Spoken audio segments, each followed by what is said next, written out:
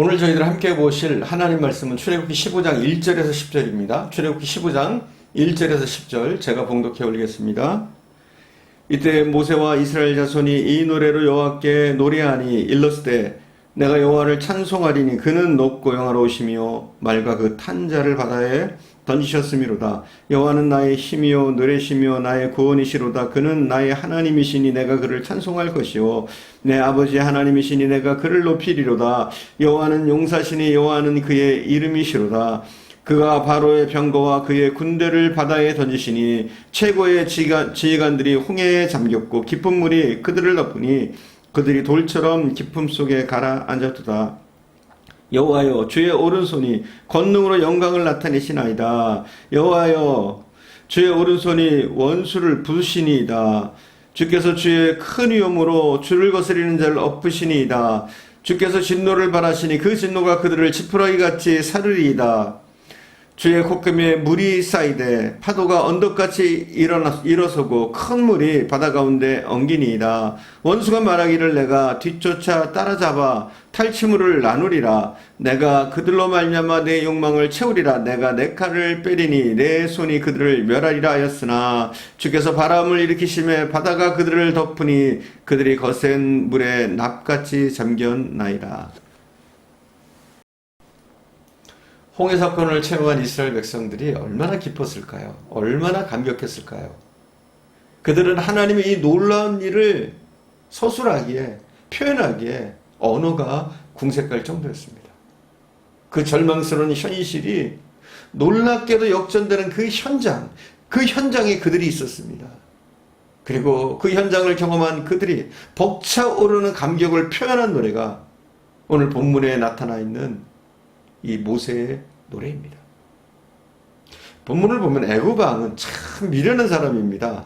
홍해가 갈라지고 놀라운 기적이 일어나고 이스라엘 백성들이 그 마른 땅으로 건너는 것을 보면 하나님의 기적임을 깨닫고 오히려 두려워하고 하나님을 경외해야 하는데 그는 자기 욕심 때문에 바른 지도자로서의 판단을 하지 못하고 오히려 이것을 사방으로 막혔다 해서 이스라엘 백성을 잡을 기회로 오인하고 저돌적으로 달려들다가 하나님께 완패를 당합니다. 사실 하나님과 싸워서 이길 사람이 누가 있겠습니까? 전능하신 하나님께 거역해서 형통한 경우는 절대로 없다는 것, 하나님께 대적해서 이길 수 없다는 것을 우리에게 가르쳐줍니다. 오늘 본문은 모세의 찬양인데 또 이스라엘 백성들의 찬양인데 이 찬양의 내용이 먼저 첫 번째는 영화로우신 하나님을 찬양합니다. 1절 2절을 봉독하겠습니다. 이때 모세와 이스라엘 자손이 이 노래로 여호와께 노래하니 일렀으되 내가 여호와를 찬송하리니 그는 높고 영화로우시며 말과 그 탄자를 바다에 던지셨음이로다. 여호와는 나의 힘이요 노래시며 나의 구원이시로다. 그는 나의 하나님이시니 내가 그를 찬송할 것이요 내 아버지의 하나님이시니 내가 그를 높이리로다. 출애굽기 15장 사건, 이 홍해 사건을 체험한 이스라엘 백성들은 하나님을 찬양합니다. 그리고 이것을 대표해서 모세가 노래로 오늘 본문의 내용을 표현합니다. 마치 본문에 나타나 있는 모세의 감격, 이스라엘 백성들의 감격은 바울 사도가 느꼈던 감격 같아요. 바울 사도가 하나님의 은혜를 깨닫고 하나님의 여정과 선택, 계획을 알고 난 다음에 벅찬 가슴을 억누를 길이 없어서 찬송하리로다로 시작하는 에베소 1장 3절에 14절의 말씀이 있습니다. 무려 3절에서 14절까지 12절인데 이 긴 내용을 한 문장으로 되어 있습니다. 이 12절이 한 문장으로 되어 있어요. 얼마나 감격했는지 쉬지 않고 하나님을 찬양합니다. 모세도 하나님이 하신 일을 말하기에 앞서서 영화롭고 은혜로우시고 능력이 많으신 하나님을 먼저 찬송하는 것으로 시작을 합니다. 엄청난 위험 앞에서 사실 찬송과 영광, 감사보다 앞설 것은 없습니다. 저절로 나오는 것이죠. 우리를 부르신 목적도 거룩하신 하나님을 찬송하도록 우리를 선택하시고 은혜를 주셨습니다. 그래서 하나님을 찬송하는 것, 이것은 우리 성도들의 본분입니다. 우리 주님은 찬송 중에 거하신다고 말씀하십니다. 오늘 2절에 보면 다윗의 시편보다도 더 아름다운 필체로 모세는 하나님을 찬양합니다. 2절 한 번만 더 공독할게요. 여호와는 나의 힘이요 노래시며 나의 구원이시로다. 나의 하나님이시니 내가 그를 찬송할 것이요 내 아버지의 하나님이시니 내가 그를 높이리로다. 어때요? 다윗의 고백 같지 않습니까? 마치 다윗의 시편 같지 않습니까? 하나님의 영광을 체험한 사람에게 이것은요, 하나님을 찬양하는 것은 지극히 자연스럽게 흘러나오는 고백이기도 합니다. 우리도 이렇게 고백할 수 있도록 기도하면서 하나님의 은혜를 깨닫고 또 하나님의 뜻대로 살려고 힘써야 될 줄 믿습니다. 한번 생각해 보세요. 모세만, 이스라엘 백성들만 그런 감격의 순간들을 경험했습니까? 우리의 삶을 돌아보십시오. 하나님 우리에게 얼마나 섭리하셨고 역사하셨고 우리를 건지시기 위해서 얼마나 많은 희생과 수고를 마다하지 않으셨습니까? 특별히 하나님은 자기의 그 귀한 독생자 그 아들을 우리를 위해서 아끼지 않으시고 주셨습니다. 모세와 이스라엘 백성들만 찬양한 이유가 있는 것이 아니죠. 오늘 우리도 나의 힘이요 구원이시요 생명이 되신 하나님이신 예수 그리스도를 높이고 찬양해야 할 겁니다. 최강의 애국 군대를 그 당시 필적한 나라는 없었습니다. 애국 군대는 그 당시 최강의 군대였고 애굽은 초강대국이었습니다. 모세가 바다 위로 손을 내민 이후 전세가 역정됩니다. 오히려 애굽은 종살이 하던 이스라엘 백성들의 적수가 되지 못합니다.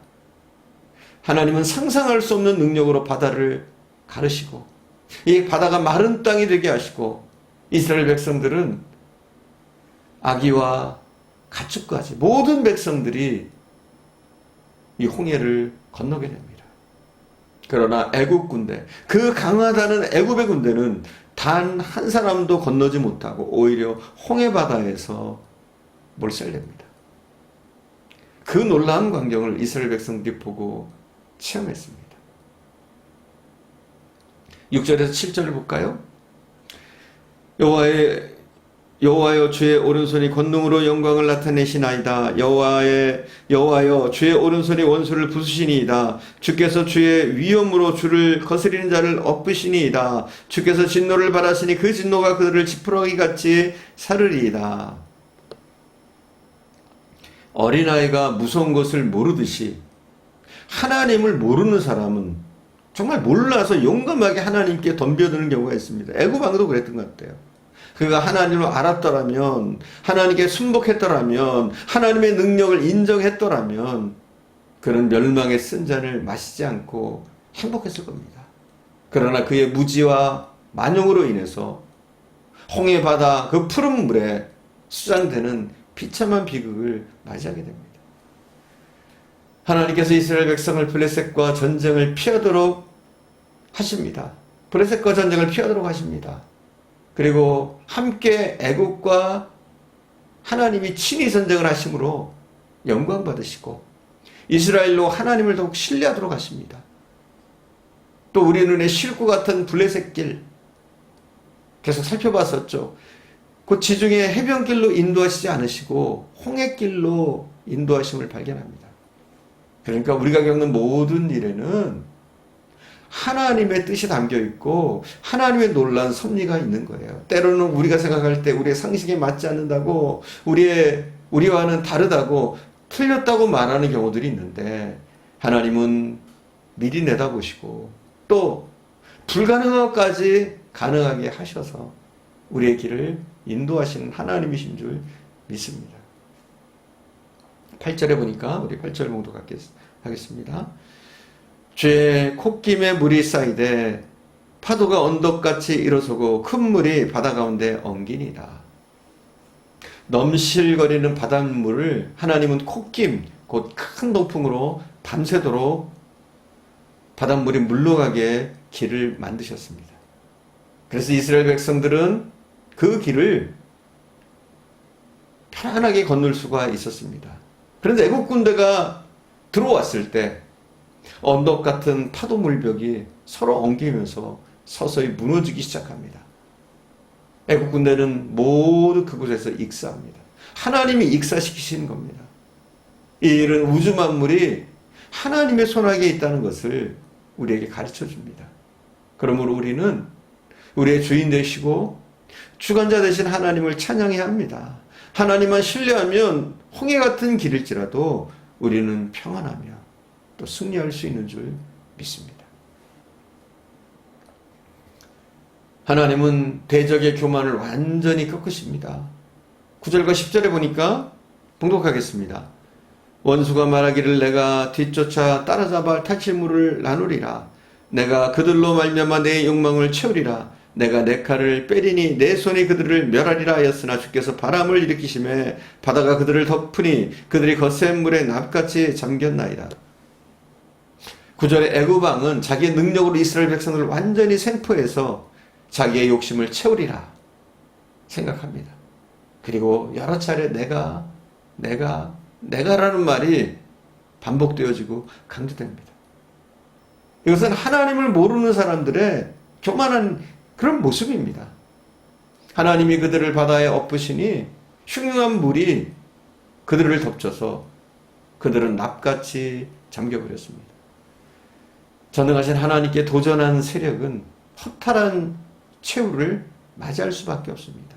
사실 오늘 본문의 모습은 예수님 권세 앞에서 쓰러지는 사탄의 모습일 수 있고 또 예수님 재림하시는 그날 사탄의 말로를 우리에게 보여주는 겁니다. 사랑하는 여러분, 하나님을 더욱 확실히 믿고 순종하면서 또 하나님을 우리가 진정으로 찬양하는 삶을 살기를 다짐할 수 있기를 바랍니다. 궁극적으로 재림의 그날 사탄을 하나님께서 박멸시키실 겁니다. 그리고 그것은 우리에게 일생일대에 가장 행복하고 축복된 시간이 될 것입니다. 지금은 우리가 패하는 것 같지만 우리의 적이 더 강한 것 같지만 사단의 능력이 대단한 것 같지만 우리가 하나님을 믿고 의지하고 그분께 순종하기만 하면 사탄은 우리를 이길 수 없습니다. 악한 세력은 우리를 건드릴 수가 없습니다. 믿음과 순종으로 살아가는 하나님의 자녀들에게 어려운 문제가 있을 때 하나님께서는 우리의 문제를 해결해 주십니다. 하나님은 오늘도 또 내일도 성령으로 우리와 함께 하시면서 우리의 걸음을 인도하실 겁니다. 그러므로 우리의 모든 문제를 주님께 맡기고 우리가 할 것은 무엇이냐? 찬양과 영광과 감사를 돌리는 것인 줄 믿습니다. 저와 여러분이 더욱더 하나님을 찬양하고 감사하실 수 있기를 간절히 축원드립니다. 기도하겠습니다.